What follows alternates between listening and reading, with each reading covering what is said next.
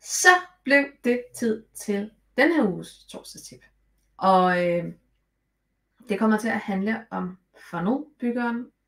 Der har været tidligere torsdagstip om sådan basen i funnelbyggeren, og hvad det er, man egentlig får i den kontra en landingsside.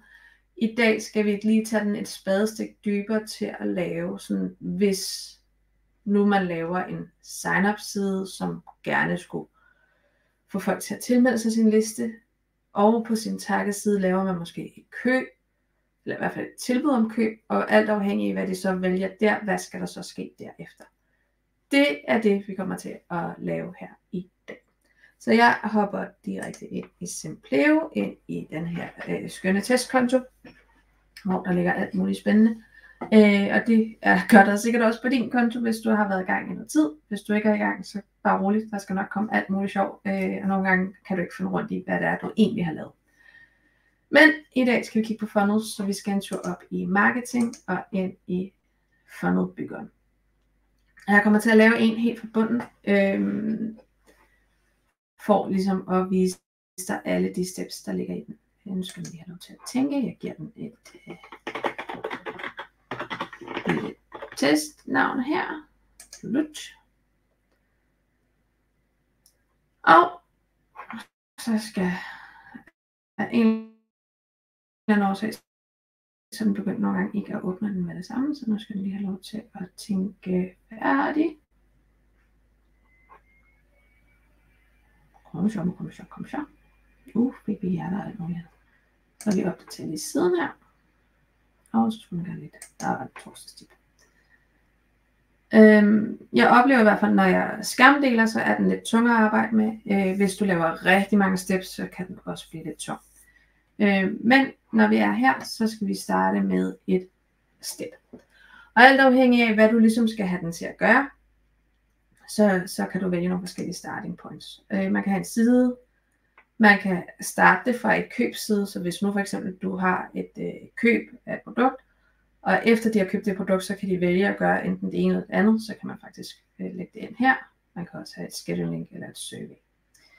Nu tager vi en page, og for lige at gøre det nemt for os, for alle i første omgang, så laver jeg bare sådan en meget nem, der bare hedder sådan en tilmeld dig et nyhedsbrev ting. Jeg kommer ikke til at gøre super meget med designet, men jeg kommer til at vise dig nogle ting, man lige skal være opmærksom på, når man laver knapperne og sådan noget.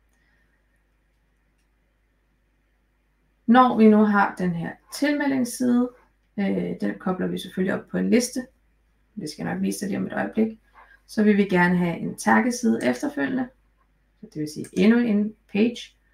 Og så kan vi lige vælge en thank you, og i samme dur som denne her.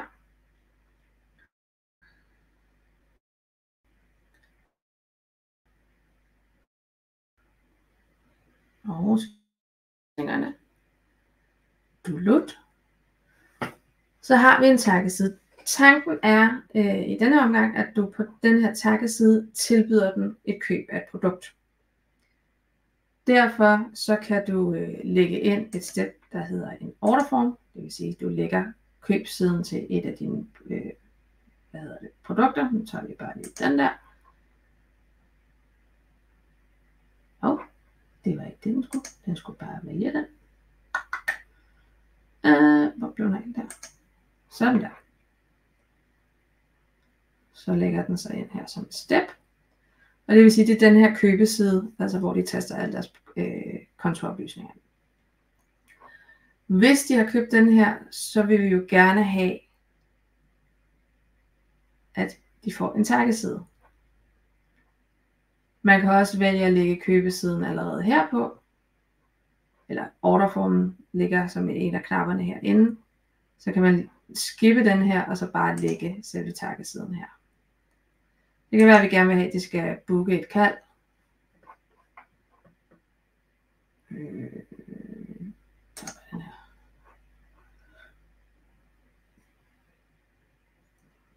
Hvis man har sådan et scheduling link inde i sit system.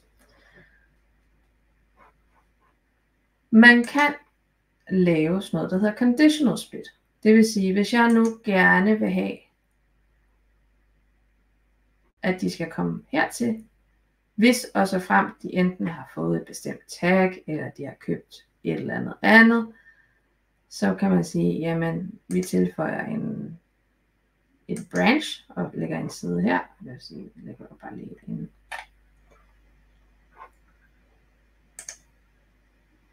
Så vi bare lige en ny taggeside her. Men man kan ligesom tænke ind i, hvad er det, der skal ske, alt afhængig af, hvad de vælger. Det kan være, at man på sin sign-up, på sin liste, sætter en mulighed for,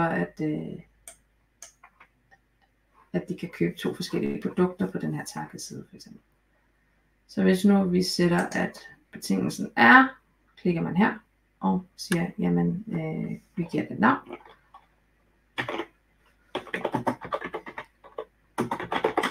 Det kan være, at de har købt det produkt, du tilbyder, eller de køber det produkt, du tilbyder. Så vil lige, det var et Fit Food program, jeg brugte. Og hvis de har gjort det inden for en bestemt tidsramme, kan man også sætte den her. Så nu sætter jeg den her, at hvis de har købt produktet på den her side,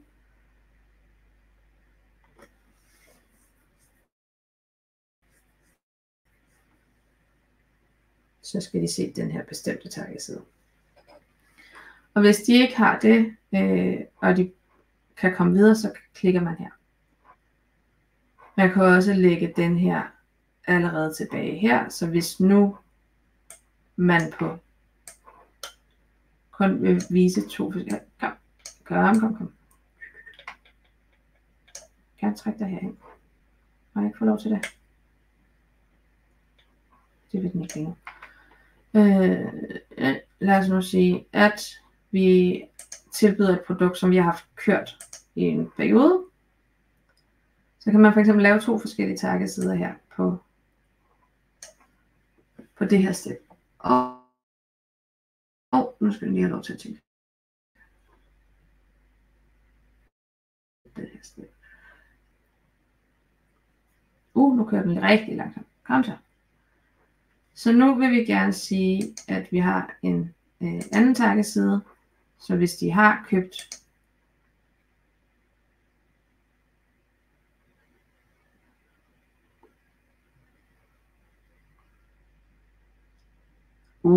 kom nu. Sådan der.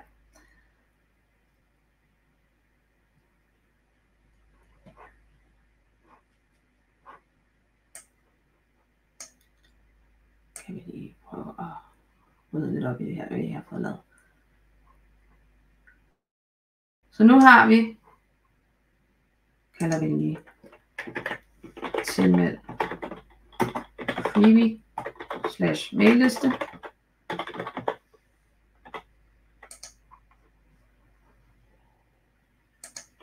Det her, det er taggeside med tilbud om køb af produkt A. Og lad os nu sige, at prøv lige at se, om jeg kan få lov til at trække denne her ud. Jeg gerne have dig her.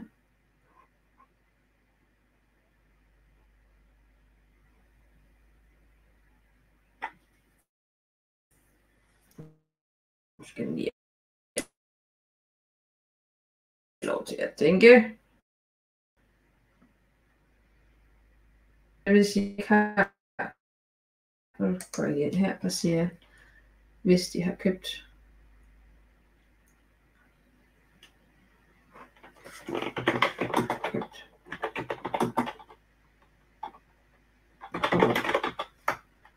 det vil sige, de har ikke købt produkt.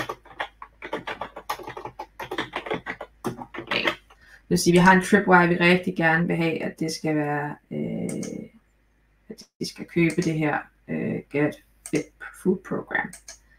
Så det vil sige, at alle dem, som skriver sig op, men ikke har købt det her produkt, de får den her mulighed.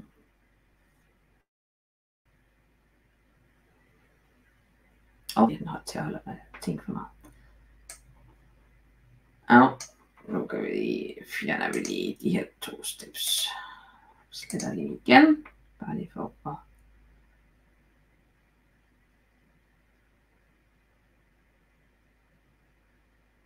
åbne nu.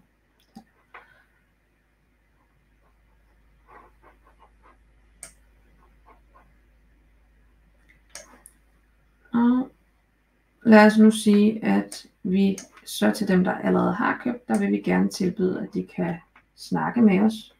Så vil jeg have den til at køre her i klagen. Kom lille fint. Bliver den lige sat på det her sted.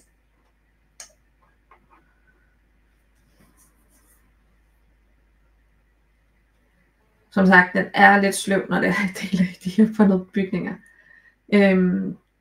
Og vi faktisk gerne have den helt ned til, at det kun er dem, der er her. Så vil sige, dem, der ikke har købt produkt A, eller dem, der har købt produkt A, de bliver så tilbudt at få lov til at booke en samtale måske, i stedet for. Så går vi lige ind og fjerner den der. Og vi fjerner. Vi ser, om jeg kan få lov til at fjerne det over. Og så.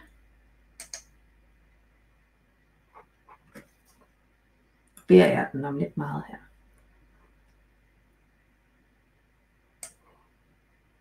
Og så kan det være, at vi lige vil have det her tagge med side på, at den bekræfter, at nu har de booket samtalen. Det kan også ligge inde i din scheduler allerede.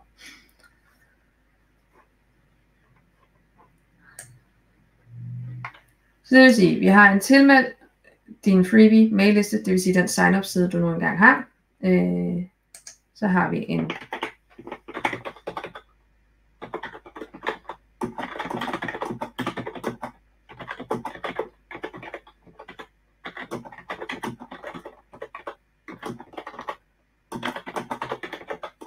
og at booke en samtale. Og en samtale. Det hernede i det blå, det er her, hvor du bestemmer, hvad er det egentlig for en tekst, der skal stå, når det er. Du kan selv bestemme, hvor meget, hvor lidt, om de alle sammen skal slutte det samme sted. Man kan også bare lade den vælge at slutte her på hver deres ende. Måden du så sikrer dig de her ting, det er jo, at herinde på din tilmelding, så har du jo selvfølgelig en liste, som den er koblet op på. Så skal vi lige have den til at være koblet på en liste. Blinker lige lidt i sort og går lidt i hvid her, kan jeg se. Så kan jeg lige lave lidt musik imens.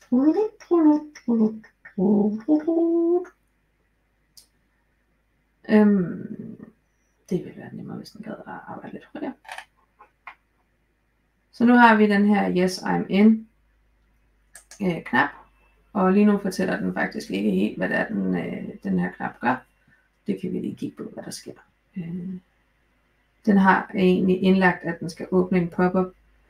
Jeg vil, hvis det her det er den side, du har tænkt dig at sende ud til alle og enhver, så vil jeg i stedet for tilføje input forms her.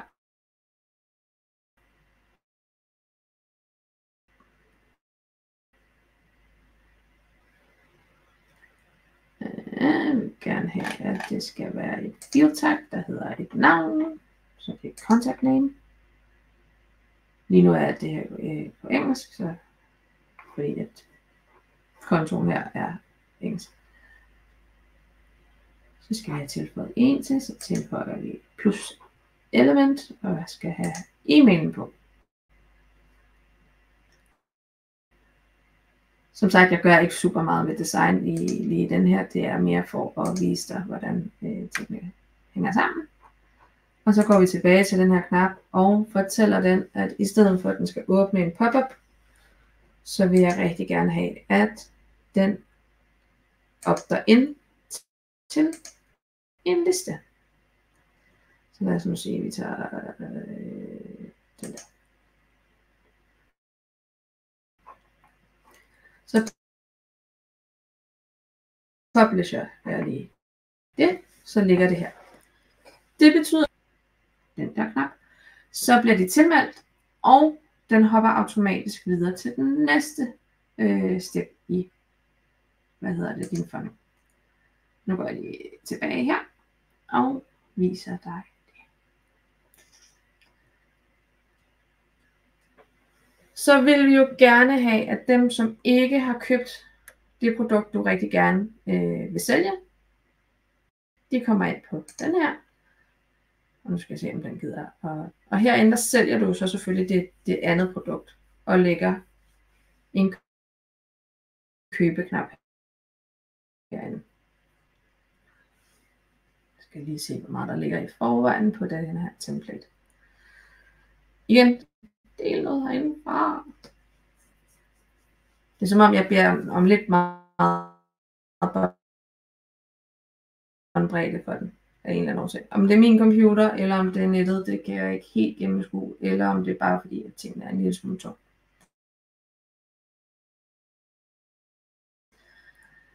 Der er sådan en lille knap, der fortæller, at den her knap, den er der, men du har ikke fortalt den, hvad den skal. Og at, hvis den gad at åbne,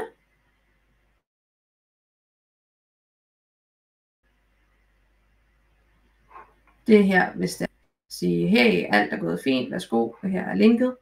Du kan også vælge her, at den åbner. Enten vælger du go to, så kan man vælge, at den åbner et order. Nu var det der Fit Food Program. Så kan jeg lægge pop-up orderformen på den her. Og så skal jeg fjerne den også lige den der lille advarselsknap.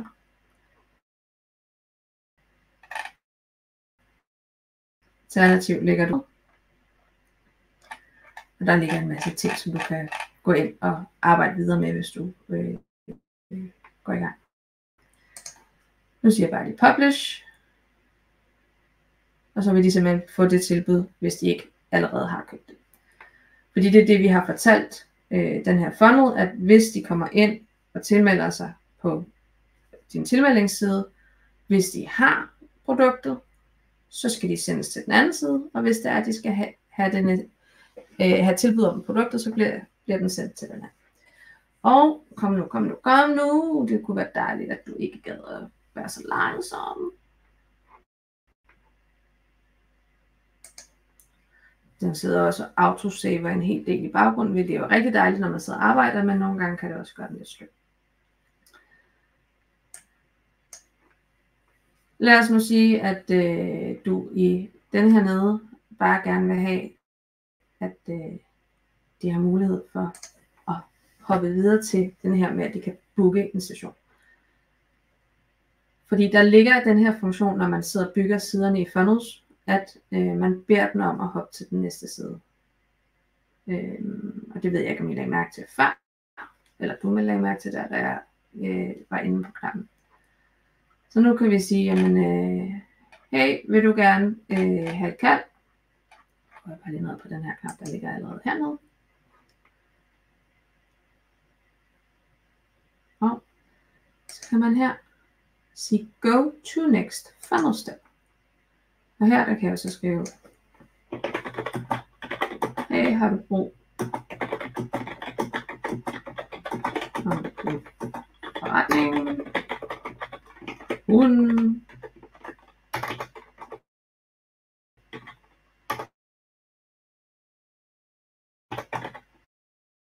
eller hvad det er, umuligt.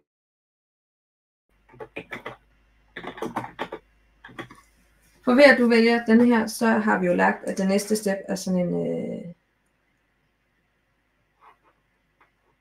at de kan gå ind. Så nu viser jeg dig lige, hvordan det hele ser ud, hvis vi startede fra forsiden. Og det vil også være den her forreste side, du vælger at linke til, når du skal dele den på de sociale medier, eller e-mail, eller hvor du nu har tænkt dig, at den skal deles. Så nu siger vi lige, at jeg er Sara Test, som jeg ofte er, og bruger min mail. så kommer jeg ind her, fordi jeg ikke har købt produktet, så kommer jeg jo op på den øverste, og kan vælge det her produkt. Køber jeg det, så bliver jeg sendt videre til den takkeside, som jeg har bygget.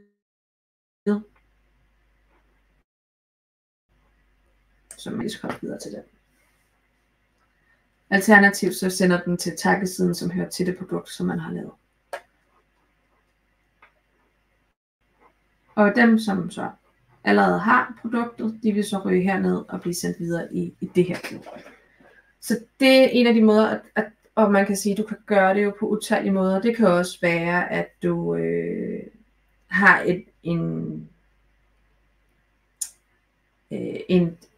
en sign-up, hvor at de kan vælge, om de vil høre mere om hund, og den anden kan høre om kat. Så kan man ligesom vælge der, og alt afhængig af, hvad de så vælger der, så kan de få et tag, som så gør, at de åbner op på enten den ene eller den anden. Og du kan lave lige så mange grene, som du vil. Så lad os nu sige, at du har 3 ting, de kan vælge imellem. Det kan også være, at de skal vælge datoer eller et eller andet. Og alt afhængig af, hvad de har valgt af datoer, så skal de lande på nogle forskellige sider. Så kan du faktisk tilføje det og lave de her funnels. Og lave den mere og mere kompleks. Men så det er noget, du helt sikkert kan gå ind og begynde at arbejde med og bruge. Jeg har for eksempel lige haft lavet et samme type setup med et spørgeskemaundersøgelse, hvor at vi egentlig af designmæssige årsager gerne ville kunne lave siderne mere pæne end den survey-funktion, der ligger inde i Simpleo. Jamen, så har jeg lagt den ind som en mulighed. Man kan også, som I så, lægge et survey for eksempel herinde, og så sige, at jeg vil gerne have et spørgeskema, som de skal svare på, når de nu har tilmeldt sig et eller andet. Så kan man vælge forskellige, hvis man allerede har nogle, eller oprette en ny forbund.